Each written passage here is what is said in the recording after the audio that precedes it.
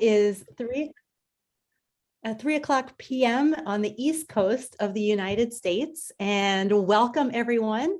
I'm Allison Posey. I'm thrilled to be your host for our CAST-free webinar today, Clusive and Bookshare, a powerful partnership for inclusive literacy. Can technology empower each and every learner to discover their interests? Can it help them choose preferences that work for them, whatever their goals? Clusive and Bookshare say yes. So today I'm thrilled to have Lynn McCormack, Kristin Robinson, Bookshare's Lara Rondberg, and we will showcase UDL and accessibility features in these powerful tools. We'll learn how Assistive Technology specialist Julie Johnson uses Clusive and Bookshare to support her students in meaningful learning. And we will invite you all joining us today and those of you viewing the recording to explore and interact with the tools today. But before we begin, we do want to make sure that you're able to participate and contribute to the conversation. So please feel free to use the text chat at any point in the conversation. If you have a question right now, feel free to question and comment starting right now. Please open the chat window from the webinar controls. Choose everyone from the drop down above where you type so everyone's able to share in your comment or your question.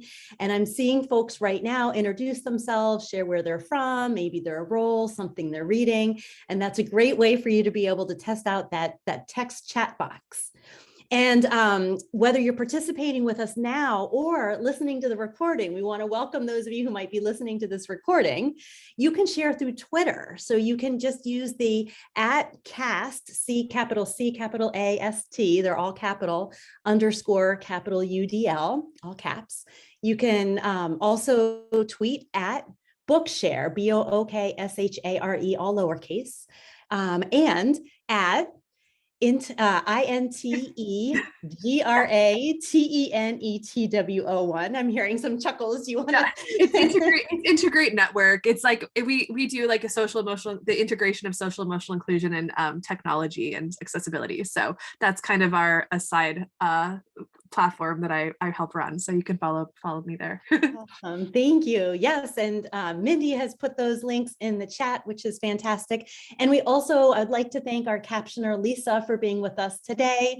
Lisa, thank you for being here. And please feel free to turn your captions on or off, whichever preference you have as you join in the conversation.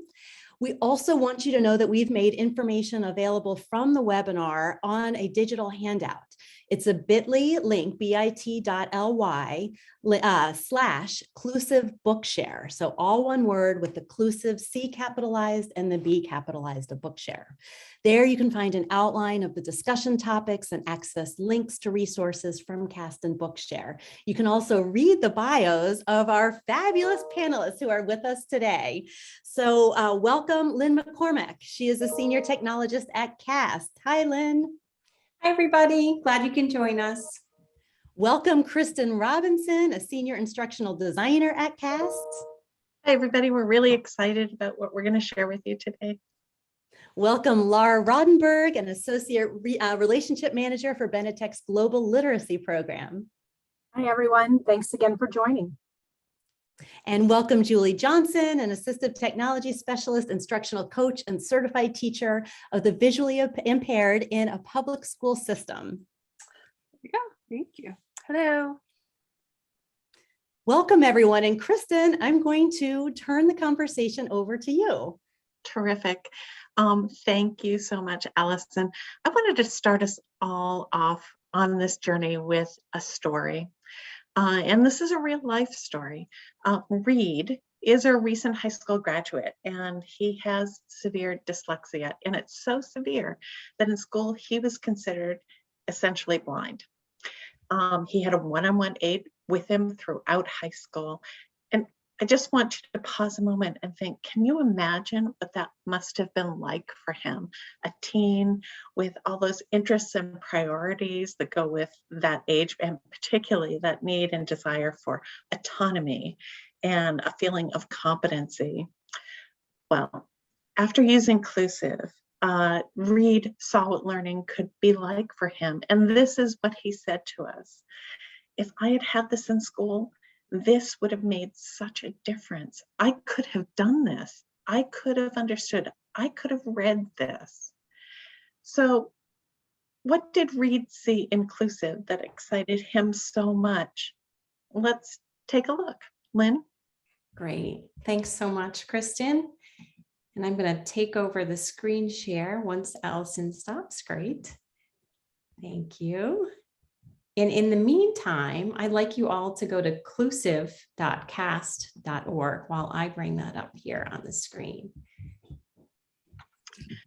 So as Lynn is signing in, I'm just going to give you a preview of what you're going to be finding in Clusive. You're going to go to your student dashboard.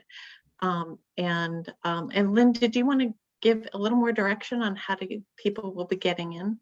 Yeah, that would be great, Kristin. Thanks. So if you went to clusive.cast.org, you should be on a screen that looks like the screen that I have up right now. I've kind of left it there so you can all go to that space and see what it looks like from that. And if you're unsure how to log in, the easiest way to log in would be this sign in with Google, which is right in the very middle of the screen. So if you're comfortable with that and used to using that, you can just click that link, put your Google ID, password, and you'll be right in. And it's best to have a login where you've logged in, because then it'll save the information as we go through. So Clusive is going to start learning about you right from the start. I'm going to log in as student 19. That does take a little bit longer, not quite enough time to do that while we're online here. But if you're uncomfortable with either of those other ways, log in as a guest. And that way you'll at least get to see Clusive, because we're going to compare some notes as we go through. I'm going to pop over the dashboard and Kristin's going to tell you a little bit about the library where I'm going to land. Okay, great. Thanks, Lynn. So as Lynn has mentioned, Clusive is an adaptive environment. It's learning from you each keystroke that you make. In the library where Lynn is right now, there are, right in the box, 300 plus public domain titles, and we've drawn from resources like SERP, and that's from the word generation curriculum and the STAR curriculum, from the Library of Congress, Tar Heel Reader, and so forth. And there are also public domain titles. Those are titles that have been published from 1925 and before. But these titles are chosen because they align with state and federal or national standards for ELA and social studies literacy. Now, as Lynn is pointing out right now, you can filter this library, this out-of-the-box library, and sort it by topic, by word count, or you can search with any term. And that includes an idea, a publisher, a title, author. So, Lynn, what are you going to do?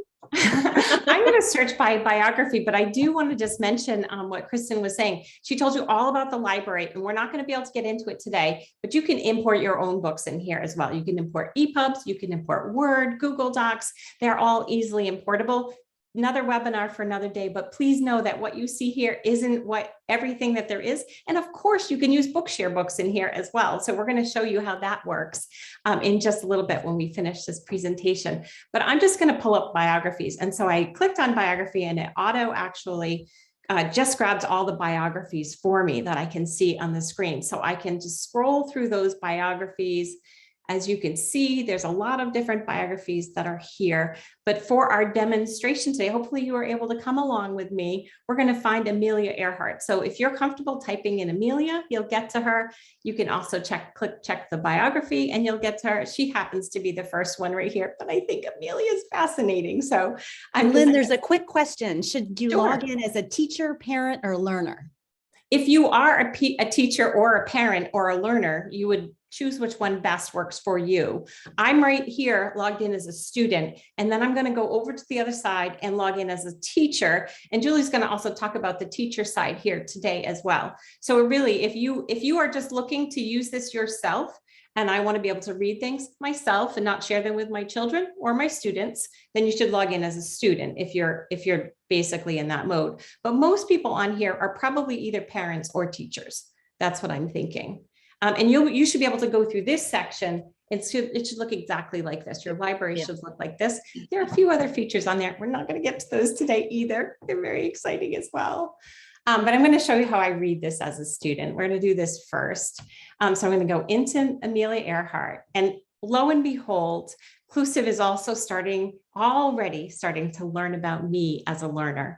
So what it's doing is it's going to give me 5 words and it's going to ask me to rate those words. So basically what it's doing is it's starting to learn and understand my vocabulary and where I am in my learning, my word acquisition.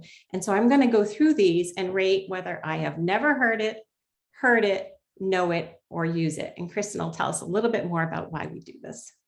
Right, as Lynn is doing that, you might notice some elements of delight that are actually built in through Clusive. Some of these are emotions, some of these are other aspects of delight. Now, these exist to engage and motivate learners, and they're throughout Clusive. So they're included to promote using features that build learner self-awareness and metacognition in a delightful way. And you're going to see them as we go through Clusive. Yeah, I know I might have just clicked that just a little too quick because I don't know if you saw it or not, but hopefully you saw it on your screen. It actually gives you a little burst of confetti, and our users gave us a lot of feedback on how exciting it is to just give some positive feedback, give any kind of feedback to the users as they're moving through this. But in this case, I've just given Clusive feedback on these 5 words that are related to this literacy piece that I'm going into. So I'm just going to say I'm all set. And then there's one more quick question, if you don't Sure. mind. The question is, can you go back if you click too fast? Oh yeah, I could go back and forth through those. Absolutely. I can go back and forth through them and I can skip them all together if I didn't want to answer them. We actually looked at that data fairly recently, and we found that the majority of the users click through all 5 of those words to let Clusive know how they're doing. So it is good feedback. And you'll also be able to see those words in another place, and we're going to look at that in just a moment. So. We are actually. So thank you for that. Thank you for that question. So as I'm opening up this article about Amelia Earhart, there are some words that are underlined. And so those are words that it's trying to help me learn as I'm going through this. And I might be confused about, I can look up other words. I'll do that in just a minute. But right now what I'm going to do is I'm going to just choose career so you can see what it looks like. So career is one of the multimodal definitions that we have. So it has both words and images. And we found that especially for English language learners, being able to have the image alongside the words was really, really important for them for language acquisition. And we do also have full blow up on these images. And we found that those students just really responded to that as they went through. So I've shown you this word career. And Kristin, do you have a comment on this, or shall I just go to the word bank? I think we can go to the word bank. Super. All right. So I can continue reading this and I'm going to come back to that in just 1 minute, but I'm going to pop over to the word bank because I can't wait to see what you all have in your word bank as well. So I have my word bank here. Clusive has asked me a few words, asked me to think about how I know those words. And here is my word bank. This is the amount of words that I've already told Clusive about, and they're showing up here. So I bet that your word bank doesn't look like my word bank. I'd love to see some feedback from that in the chat window. If you wouldn't mind just telling me about your word bank and if there was anything that surprised you as part of that. And as Kristin was talking about that it delights in this, I put instrument all the way over to the end because Kristin and I play in a summer band together. So I know a lot about instrument, but maybe I didn't know that much about instrument. And so maybe I just know it. I don't use it all the time, so I can move it back. Oh, did you just see something? So move that again, Lynn, so we can see. I really do use it a lot when I blow my trumpet. What we really want to underscore here is that the students they get that acknowledgement of that delight when they are self-assessing where they are in vocabulary. It's not just on forward progress, it is to reward students when they're thinking about themselves, their self-awareness, and it's promoting learner agency for them to decide where they are in their vocabulary development. Awesome. I'm just going to go back to my wording. So everybody's followed me so far. We've logged in, we've taken a look at some words, and now I'm back on I misunderstood something. I wanted to look something up. So now I'm reading through my application, and ooh, look what showed up for me. This is so amazing. So throughout the applications, little tidbits, little sips, little bite-sized pieces of support follow you through the application. So in this case, I went in and I read something, but I never set up this environment to me as a learner, to me as a reader. So it's giving me this hint because this is so important. It shows up kind of right near the beginning. But if I had gone into this, it wouldn't show up. So these sort of tidbits only show up if you haven't used something or haven't acknowledged something. So here it's telling me change the font, the colors, and more. So let's go in here and take a look at what we might want to change as part of Clusive. So we find that these, while you can change some of these things, they aren't there and available for many, many users. And so for them to really make the system their own, to be able to access these is really phenomenal to be able to see this right here. So I can change the font size, which for me is super helpful for me to change the font size. You can change the letter spacing, the line spacing and letter spacing. I tend not to change those for me, but for other people, they're critical. And the research for that's actually in the detail page that the digital handout we showed earlier. So research behind all of these fonts and each of one of these features. So oftentimes they change this. Comic Sans is super popular with kids, but Open Dyslexia is making a big difference for many students as well. So that's available in here. Limited palette, not completely openly available because this is designed for the middle school, high school student.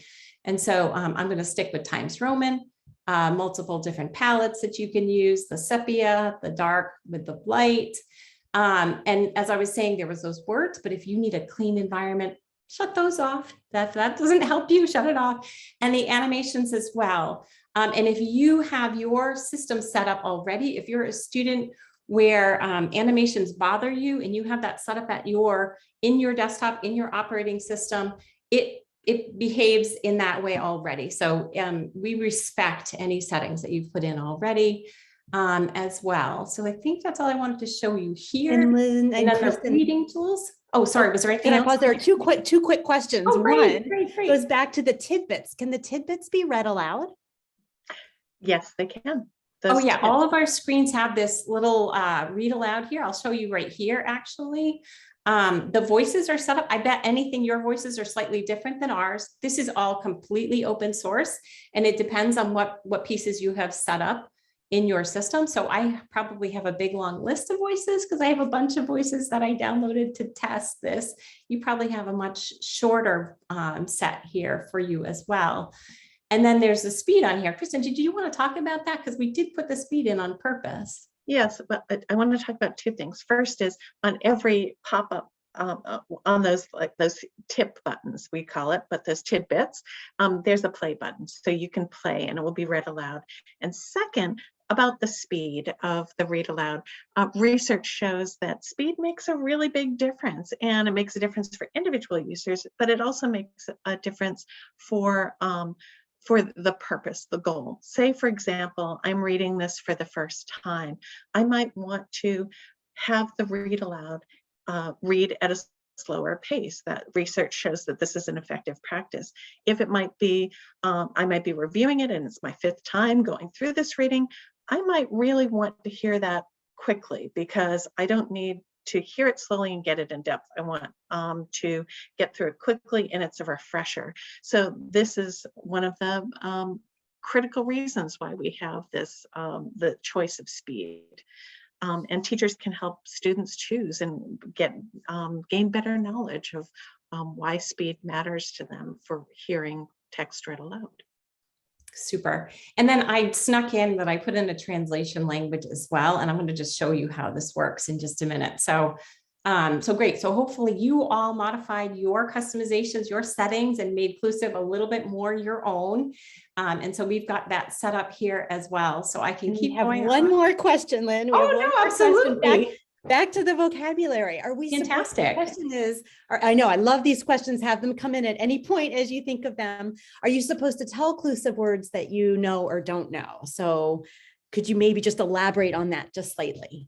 So we did tell Clusive words we knew and we didn't know. So what Clusive does is it takes a look at the reading that's coming up and it looks at the words that you have already rated, and it does a, matching behind the scenes basically to give you only newer words that you then tell it how you're doing. And it can use those words to kind of know where you are in ratings. This particular reading, actually, we do have a couple of levels. We're not going into that, but there are some readings that have reading levels. And so actually you'll get a reading level that matches kind of where you are in your knowledge acquisition. So it's actually really fantastic from that perspective. I'm going to add a little bit more onto this. And so it's great if you do that vocabulary onboarding activity, because that lets Clusive know more about you. If you do not do that vocabulary onboarding activity, Clusive still gets to know more about you by the words that you click and look up. So what you might be noticing is what Lynn has on her screen, the underlined words, may not be the same as your underlined words, because Clusive is already learning about you and making best estimates as to the words that would be core for your learning and your interests as well. So it's adapting to you right from the start. I hope that helps as an explanation. And I want to note too, that is really for me of interest, because it's not a teacher assigning a level to a student, but it really is learning about the individual student and helping the student be more self-aware. I think that's a really powerful opportunity with Clusive. Yeah, I love that observation, Allison, because we really were trying to impart that metacognition, that understanding of how I'm learning and how I learn best, and how to use the tools that help that, facilitate that learning, not to hide things, not to just do things behind students' backs, but to really be transparent about what we were doing. And so students can make those decisions for themselves and with support from their teachers and their parents. Like, there isn't any hiding going on here on purpose. And with right? information, they get the information. So yeah. So one of the things I can highlight in here, I'm not going to go into that. I can use the dictionary. I can translate in here, and I can have it read as well, but I'm just going to have it translated here. And then I'm going to have it read out loud for you. So behind the scenes, I selected Spanish, and then I can translate it here. No tomó su primer vuelo hasta 1920. She didn't take her first flight until 1920. Hopefully you could hear that. I don't know if I shared with voice, but hopefully you got to hear that. So I can have anything read aloud in here. I can have anything translated. I can just have it read aloud right from the start to the beginning, pausing and resuming as I go along. So I'm going to continue to read my article about Amelia Earhart, and I'm getting pretty much near the bottom. And when I finish reading my article, then something's going to come up for me. It's going to ask me for some feedback at this point, which I can if I want to. Before, I could have clicked that button. I didn't, though. I wanted it to come up automatically for you. It will always come up when you finish an article, but you can actually do these measures anytime during the reading. And the first one is an affect measure. How am I feeling about this reading? How did this reading make me feel? And research on emotion and cognition shows that emotional appraisal, that affective appraisal, is important to build a readiness to learn. And explaining why you feel that way is critical for making meaning of these reactions. Now, Lynn has gone on to answer some comprehension questions, and there is always at least one comprehension question built into any article inclusive. And that's the one that Lynn is doing right now, where it says, how much do you feel like you learned? That's a self-assessment again of a student saying, I learned a lot, I learned a little, I don't learn anything. But then kind of gauging that and then explaining why. And it's that action of gauging, that assessment or appraisal, and then explaining why, where this cognitive work is taking place.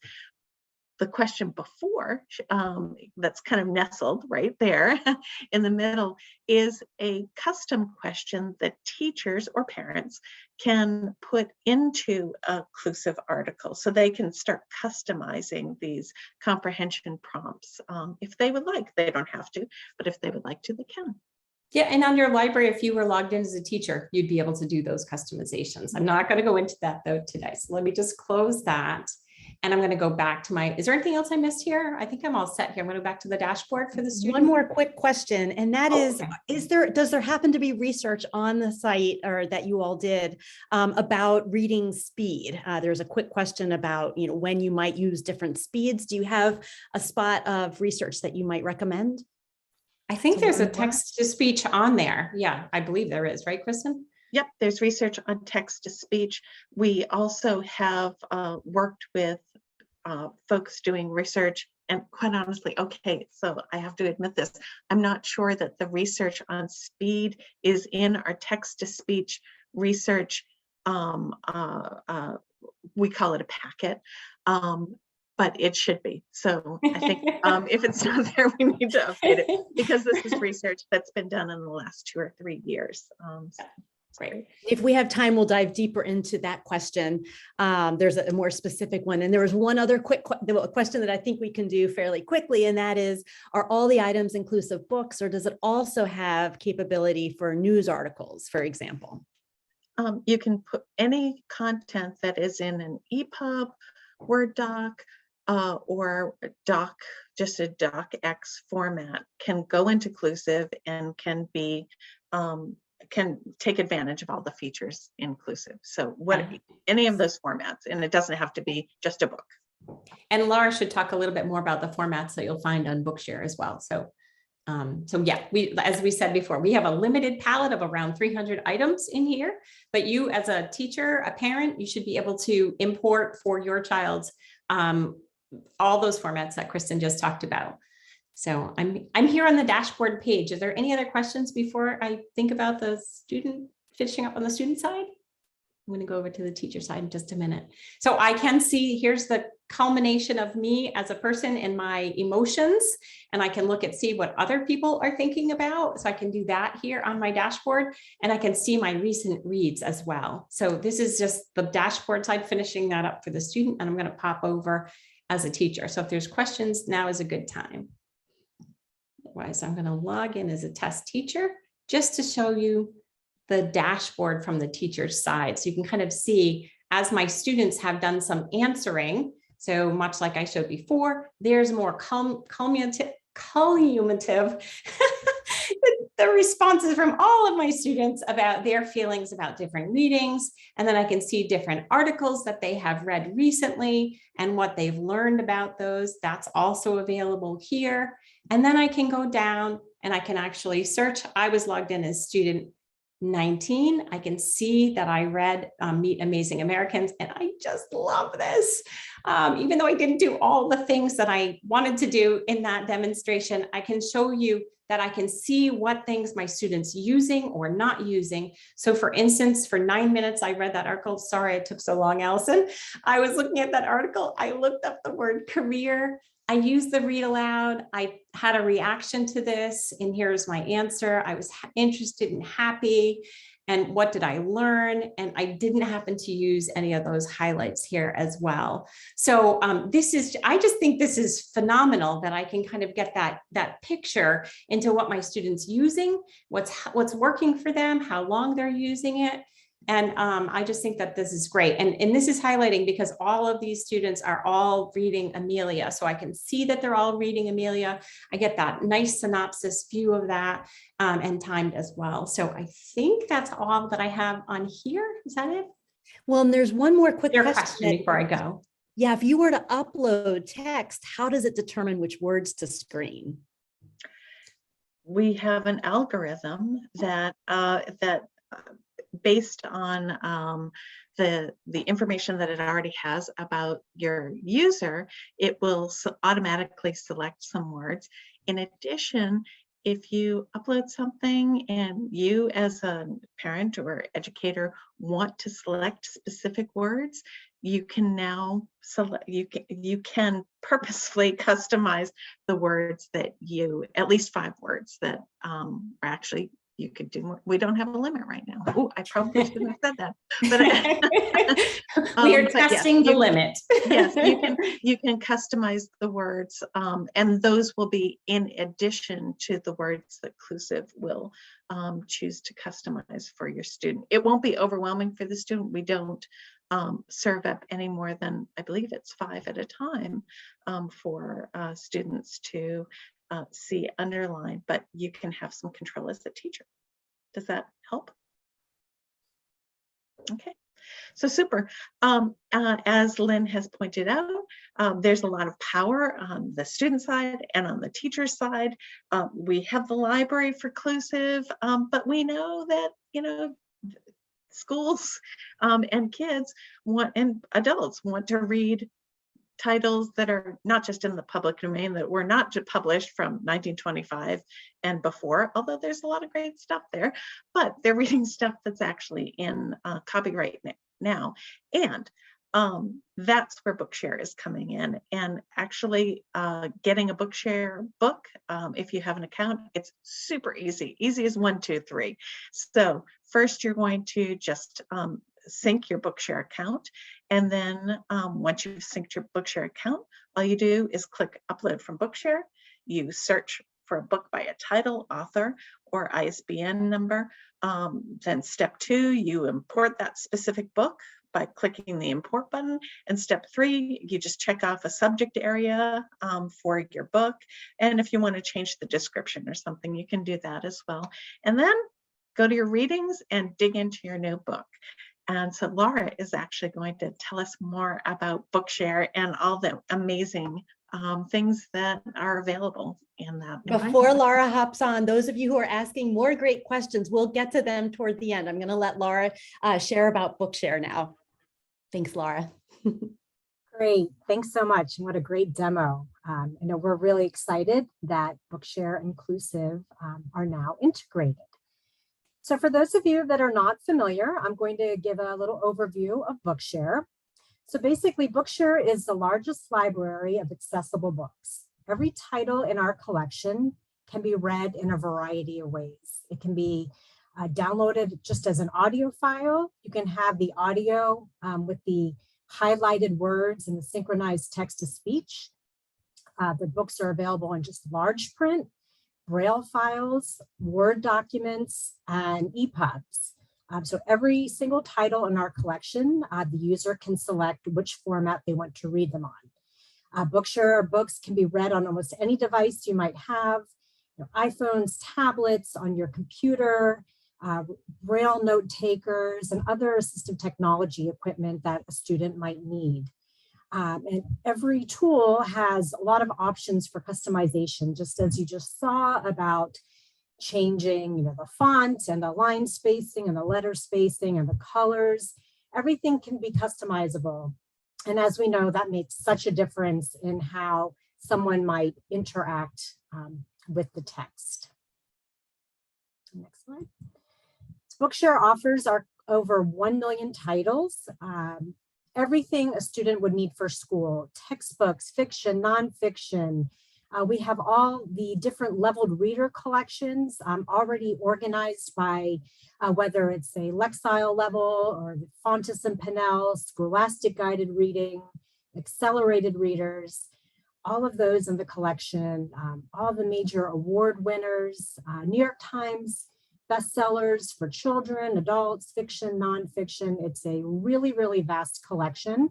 And we add about 5,000 new titles every month as we get different partnerships with publishers around the world.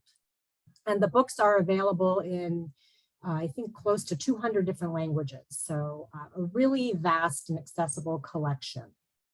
Now, Bookshare is based on certain qualifications. And it is based on a copyright law that says that if a person is blind, has a visual impairment, a perceptual or reading disability, or a physical disability that prevents them from interacting with a printed textbook. So if they cannot pick up the book and hold it, turn the pages, see the words on the pages, decode the word on the page, that under this provision of copyright law, they are entitled to an electronic copy of any book that's published. So this is what determines who is eligible to receive the books through Bookshare. And this eligibility is determined by what the law states as a competent authority. And that can be, you know, an assistive technology specialist, a special educator, an occupational therapist, an ophthalmologist, a school psychologist, a family doctor, anyone that has evaluated the child, seen the evaluation, you know, perhaps, you know, there's been some struggling with reading. The child's been evaluated and it's been determined that a reading accommodation such as ebooks or text-to-speech or large print, something like that, that would help the child access what they need for school and to get closer to grade level content. So that is, that's sort of the key to who would meet that eligibility criteria. We offer 2 account types. Organization accounts are set up either on a school or district level, and the educators add their qualified students and find and assign the books to them. And these students can only read the books that have been assigned to them. We also offer an individual membership, and that is for students and non-students alike. And with the individual membership, members can read any book from the full collection. And so students can have both. And I think actually on a previous slide, I forgot to mention that Bookshare is free.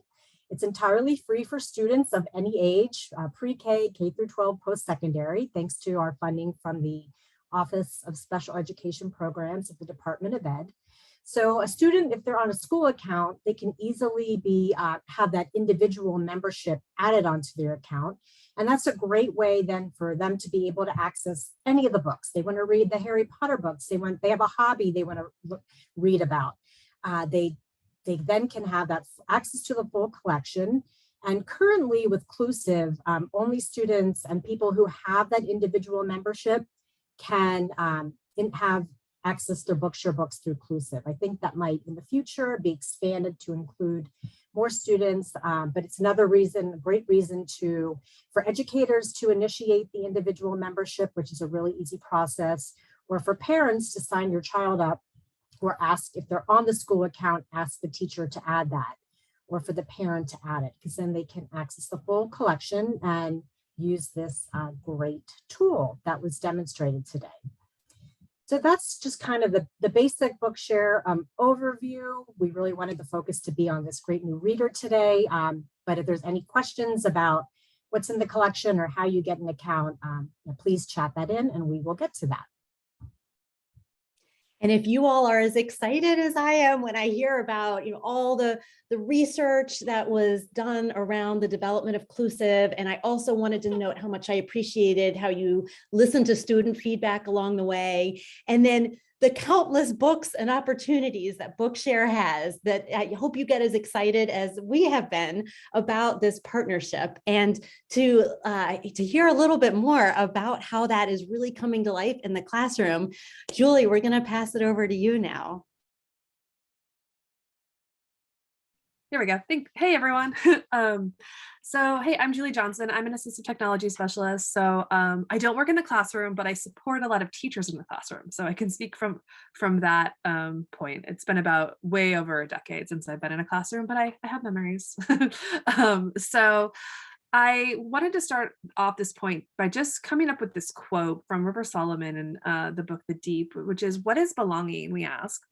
And she says, "Where loneliness ends." And as I kind of mentioned earlier, one of my big passions and interests, and the way I do a lot of my work in the school system and outside, is I really looking at how do we link accessibility, universal design with more of what we see in the public school system with the trauma sensitive lens and the social emotional learning movement, which is, if anyone's in the school system, that's like really mental health is like talked about a lot right now with the implications of COVID in the States, at least. So we really are looking at I'm always looking at with my students and the teachers I'm working with, is how can we promote belonging in the in our systems, in our instructional spaces, classroom, virtual, hybrid, wherever. So next slide. So we had case studies with 2 students. One learner has just specific learning disabilities, and it's no surprise that she's my daughter. And then the other one is a student of mine who, or a student that I work with the team. It's she's a learner with visual impairments and additional intellectual disabilities. And they both would use Clusive with me and with their teams. And they had very interesting experiences. So the student user experience on the left was my daughter, who has specific learning disabilities, including neurodiversity and auditory processing and language impairment. And she kind of gave some really, I had them both give me their feedback without me like coaching. So it was very authentic. It was really fun to ask them for their feedback. So my daughter says that she liked the speech to text, and that I'm not really sure what she said here, but spacing. There we go. Okay. So spacing, she really liked the spacing of it and the font. She really liked playing with the different fonts. And she's very visual. So the font was very helpful for her. Because the auditory pieces for her are it's kind of like want. That's kind of how she processes things. So visuals for her were really important. And she liked that she could change the background. So it was really interesting. She's not visually impaired, but it's funny because both of them one's visually impaired and one's not, but both of the visuals were highly important for them. Let's see here. And she liked that it was made for people with disabilities like her. So she liked that was in there. And and she gave me permission to share this. And my daughter has really struggled with a variety, just reading in the classroom and reading in the school system has been very, very challenging. So she likes that she has a little bit of control, because when she's been in the classroom, in school environments, it's hard for her to interact. And so she's actually does school at home. So it's given her a lot of autonomy and a lot of freedom to be able to kind of organize her environment. So that's my daughter. And then my other student, number 2, is the student that I support in virtual education. And she was really funny. So she liked the choices. She said the book choices were old. She said that the freedom to choose the visual look on screen, they both like that. And then she liked writing the books on Target Reader and sharing them with my friends, which was my daughter. And then Bookshare access helped with the old books. I just really like their reading. It's just really funny to like read their middle school verbiage. And I also said, she said, she also said, I don't get confused about words I don't know. That was a really big thing for this particular learner. And as we were going through and working with Clusive, and I've worked with this team for about 4 years with her. And, words are always really hard. Reading is something that is not enjoyable. So it was good to see her sort of be able to create some agency and be able to kind of cultivate a sense of meaning around learning. Again, that's that belonging piece. How can we cultivate, kind of shift from, I know sometimes, at least those of us in ed tech, we can stay in our heads about, is it accessible? Does it work? Is it a system? But like, if we can kind of move into that inclusion piece a little bit, which is kind of where that social emotional learning piece comes in, I think that's kind of that soft spot where we get buy-in from students, right? When we kind of go into those, looking at like CASEL, the CASEL principles, which is the social emotional learning guidelines that a lot of schools use. We can kind of integrate that in with our understanding of accessibility. I think we can really meet students where we're at a little bit more so.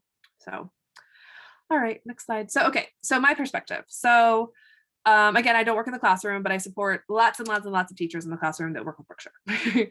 And one of the big things for me as someone that's like a related service provider and an instructional coach is I like that I can access it I can access time, like any digital audio or braille book in a pretty short period of time. I don't always have lesson plans ahead of time. So sometimes I don't know what they're reading until I'm literally walking into the classroom or I'm on a Zoom. And then I'm texting my assistant to like make a braille copy really quickly of this book, you know? So that happens. And that's real life. That's where Bookshare is really great, is it's really good with, you know, accessibility on the fly. So the other piece that is great is that it gives you access to the NIMAC.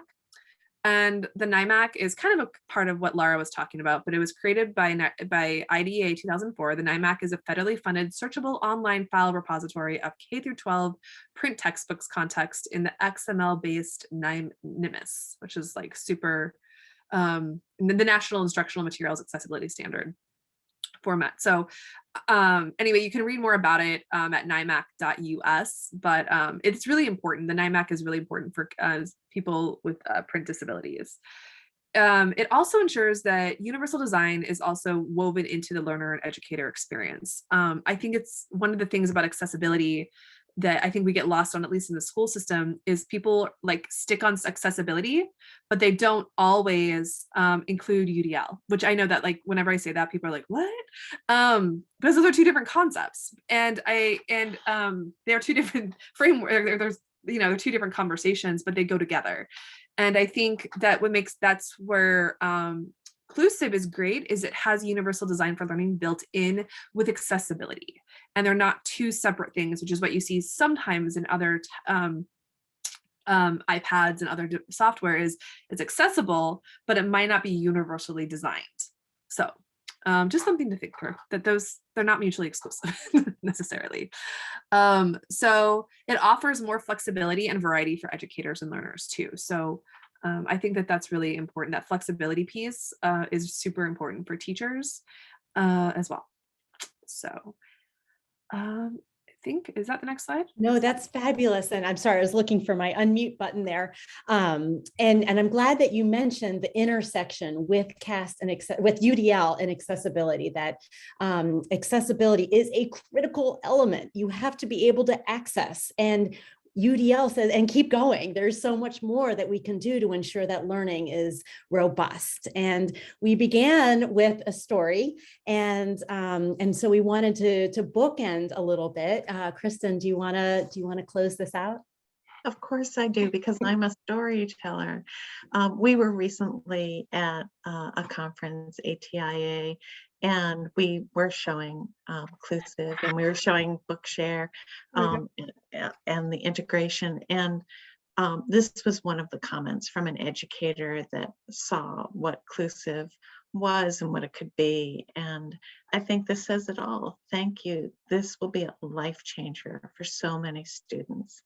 And we're really proud of the work. We're excited about this partnership, and we want the message to get out so that more teachers and students can take advantage. It's free and it's for you and it's for your students, so that everyone has access to engage with all kinds of materials. And some of the words, as we were having the conversation, some of the words that I just crafted that you all were saying were belonging, self-awareness, metacognition, autonomy, the development from the student's voice, a feeling of competency, independence, and learning. If you were to hear these things and want them for your students, this is the place to go. So we really do hope that you take advantage of these resources. Again, they're available in the digital handout, the bit.ly/Clusive Bookshare, all one word, no spaces, and Clusive and Bookshare are both capitalized. So please check out those resources and continue to put your amazing questions in the chat, and we will continue to try to get those to you. If you've put a question in the Q&A, it would be helpful if you could stick it into the chat box. That would be helpful. Yes, Clusive is free for all. And I do want to call out, our colleague Mindy Johnson said, and does often say, you can have accessibility without UDL, but you can't have UDL without accessibility. I think that's just a wonderfully succinct and strong way of noting it. Well, we want to thank you all for joining today. And as a thanks, Cast Publishing is providing a 20% discount on our Quality Indicators for Assistive Technology book by the Quiet Leadership Team, QUIAT. You can use the code ClusiveWeb22 until March 15th for this discount. So please be sure to visit our other exciting titles at castpublishing.com. And in this month, we're in March, which just still amazes me. This month, don't miss out on our 2022 UDL IRN International Summit. It's online and on demand, and you can register for that today. And if you want to continue to keep in touch with the latest from CAST, please sign up for our newsletter. We have all sorts of very interesting research and development and design and professional learning, publishing events that happen and things that we talk about. So please visit our bit.ly/cast-newsletter today. And Mindy has put all of those links in the chat, so you can be sure to keep in touch with us. Are there any additional questions then that anyone has that we can answer for you today before we close? There was a quick question about whether this is only in the US, and I do want to give a shout out to our sponsors. We are funded by OSEP, by the Office of Special Education Programs, as part of the US government. However, the tool has nothing that says, if you're outside of the US, you can't use this. So it's openly available to anybody who is interested in using the tool, and we gladly accept feedback. The software is openly available, and we are working with an international team of developers all across the globe. So we are happy to take your feedback from wherever you come from and from wherever you're using the tool. So appreciate that. And Bookshare is free for US students, but it is available to people around the world. We have members in almost every country.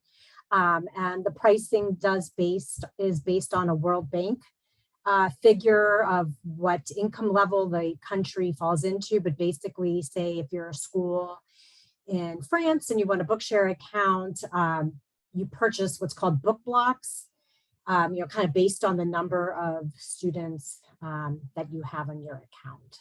So I did want to make that differentiation, but it is free for students of any age. If they graduate out of the K-12 system and go on to college, it will still be free for them. If they go into a vocational program, any type of program like learning a trade through like a Job Corps or any state kind of vocational training programs, it is still free. We have a lot of adult members who are working on mechanics degrees or becoming a nursing aide or working in the food industry.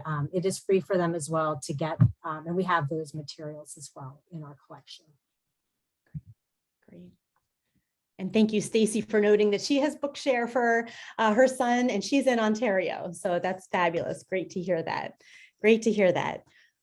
Well, thank you all so much for joining our panel today. It's just been an honor to be here. We would love your feedback. We do have a bit.ly link for you to give us feedback about this webinar and share any ideas for future webinars that you would like to have.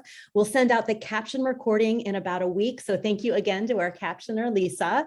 And I don't know if any of our panelists have a final word that they would like to share, or if you all would like to share a final word with us in the chat as we close out our Clusive Bookshare webinar today. Oh, I was just going to say something. I didn't put this in my presentation, but I was going to say, so my daughter is homeschooled, and I just wanted to say I get a lot of questions from homeschool parents about Bookshare and how you can, how you can get someone, if you have a child with disabilities, if that's accessible. Absolutely. You just have to be able to go get like a specialist. You need to have a specialist, obviously, evaluated for whatever their print disability might be, but there's a lot of people in the homeschool communities, like OTs and PTs, that kind of work with that in your community, that can kind of help kind of navigate that process and get that approval for you. So FYI, for eligibility. So FYI. Fabulous. Thank you, Julie. It's great. Any other final words?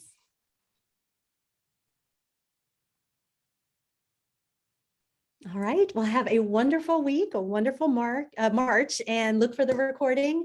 We'll make sure that you have access to that in multiple ways. Thank you all for being here today. Thank you.